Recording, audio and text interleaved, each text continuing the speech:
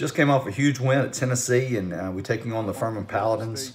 You know, when you pull off a huge victory like we did the week before, you've got to really prepare your football team to be focused and understand that the same thing can happen to them as well. So we come out and I guess you would say a little bit sluggish, to tell you the truth. We didn't start quite like we wanted to, but it was a great game and a great atmosphere, and we'll pick it up from here. So we go into this game, and Furman comes out, does a nice job offensively. Quick points on the board. We actually go down 6-0. I believe we have the PAT block right there, recovered it, and then we go on the attack offensively. And every week we have a different plan on how we attack and what we do. And we thought we could come out and really throw the football, protect well enough to give Dan the opportunity to open our receivers. So it was a lot of 5 wide sets early on. And we went fast. We went really, really fast. But as you can see, we found ourselves down 20-3. And when you're down 20-3, you kind of look at yourself and say, what's fixing to happen? But we come back with a really nice drive right here. Dan Ellington did a great job throwing the football. Finds Pinckney. Pinckney, another big-time wide receiver, just a developing young guy. And just nice to see. Nice to see. Sometimes you have a little bit, say, miscommunication or whatnot. As you can see, Trey Barnett and Dan right there. One wanted to pull it, one wanted to run it, and we were fortunate that Dan kind of scooted up the middle for a number of yards. But we come right back, and we're in possession of. When I say possession, we're feeling good about what we're doing offensively. Right there, we're running a little zone bubble screen. We've got the inside zone. They're in a 41 box. Their outside linebackers is over the top of our offensive tackle. So you'll see on the backside of this where our tackle holds it and pressures him out, and actually opens up the crease for Trey Barnett to take it in and score. And, you know, we love those touchdowns right there. There's a great understanding of the blocking that Hunter did on the backside. You can see him hold number 40 out, and then you get 2 defenders outside of your backside tackle, and you have Trey Barnett off to the races. Right before the half, and we've got a little momentum starting. We're still trailing 20-10. We've got 15 seconds left to go before the half. We're not really in a, when I say a pressure type situation, we go fast typically. We're an up-tempo offense. We can choke it down a little bit if we need to, but 15 seconds is it's a lot of time for us. You'll see us come down right here. Dan does a great job in the pocket. They get a little bit of inside pressure, which is going to push him out to the right, and he does a great job in seeing the field, looking at the receivers downfield, and making the most of it. Gets a little block and pushes out, runs out of bounds. Smart play by him. And we're set up now with, you know, here are 9 seconds to go, trailing Furman 20-10 at our place. What a great crowd. It was fun to see. There was a great environment that night. And so we're managed to do exactly what we want to do right here. Back in the pocket, good protection. The throw to Terrence Dixon right before the half, 2 seconds to go before the half, and Terrence puts it in. And what a story about Terrence. Terrence was a walk-on, put him on scholarship. He's having a great game against Furman, played really well against Tennessee. And unfortunately, we lost Terrence for the season in this game with a torn ACL. But great momentum. 20-17 going into halftime. We feel like, hey, we've got something to come out of the locker room and do. Back out in the second half, and man, we've got some momentum. I think in this game, I think offensively, I think we scored 7 straight possessions. And that's a good sign, because we were down 20-3 and we needed some momentum. Back to the second half, a little speed option out the backside right there. Very, very easy. As you can see, Dan reads it well. They take the pitch away from us, and he tucks it upfield, does his job, controls the football, and now here we are positioned to go do what we want to do. Put in a score coming right out after halftime. A little zone throw. Just lays it up, nicely thrown ball, great positioning for Sam Pinckney.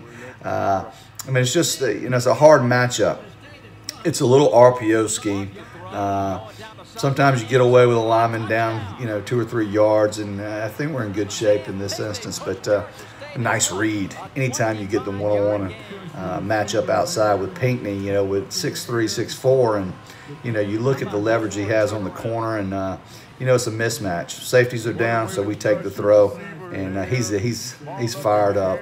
You know, another unfortunate situation. Lost Pinckney there at the end of the season with a broken foot, but man, what a special player he's going to be. So no, you know, we're rolling pretty good offensively right now. A lot of 5 wide sets, so we're still throwing the football. Dan does a great job. He's coming out and we got great protection all night long. He sits in the pocket, rolls to his right, sees Gentry right there. We're up 24-20. Gentry, the senior, did a great job all season and leading us.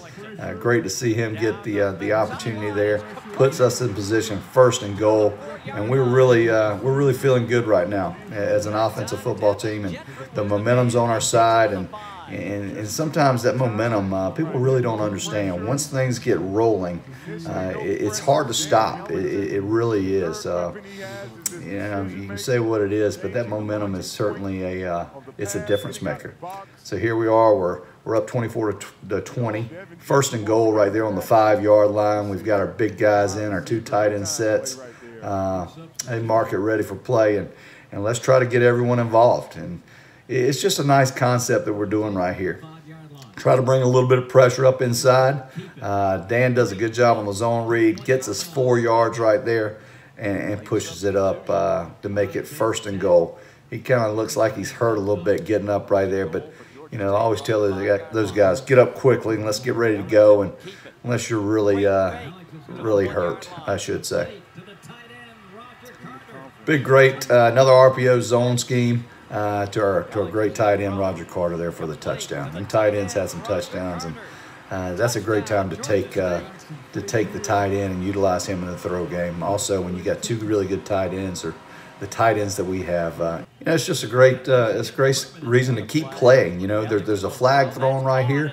We're back out on offense, another possession. They jump off sides. We roll to our right, and we just continue playing.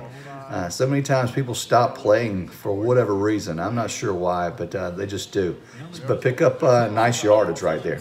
Come right back to another great tight end, Aubrey Payne. Great protection by the guys up front. Aubrey slips in that little seam crossing route, and Dan just does a marvelous job putting the ball where it needs to be placed. And like I said, that offensive line, there was not a single guy around him. And, you know, here we are. We're up, fixing to go up 38-28. You can't let up. Furman has done a great job all night offensively, and we knew they would come back and push it again. So we have to stay on our toes. We have to get ready, and if we continue doing this offensively, this ought to be a great ending and put the Panthers 2-0. Most routes take about 3 to 4 seconds to develop. 1st and 10 from the 44, waiting for play by the official. Just sitting there. Sometimes when you wait on those officials, it's hard. You know, we like the ball to be placed and let's go. Let's don't waste a whole lot of time and get out and move it. So 1st and 10, like I said, here we go. Dan does a great job. Once again, nice protection from the guys up front. Throws it right down there. Cornelius McCoy with a nice grab. Just a perfectly executed play. McCoy, Dan, the protection, the other route runners. Sometimes you don't really recognize how well the other routes have to be run in order to get someone like this open. You can see other guys taking their men out of position and then giving the opportunity for McCoy to put 6 points up on the board and get us ready to go. And we needed that because Furman's coming right back. The kind of time he has to give McCoy time to get behind Blackshear, and when you're given that kind of time, it's just no way the cornerback is going to be able to. This is going to be a throw back over the middle, and it's picked off by Georgia State. The first turnover. It's going to be Jalen Jones. Still going.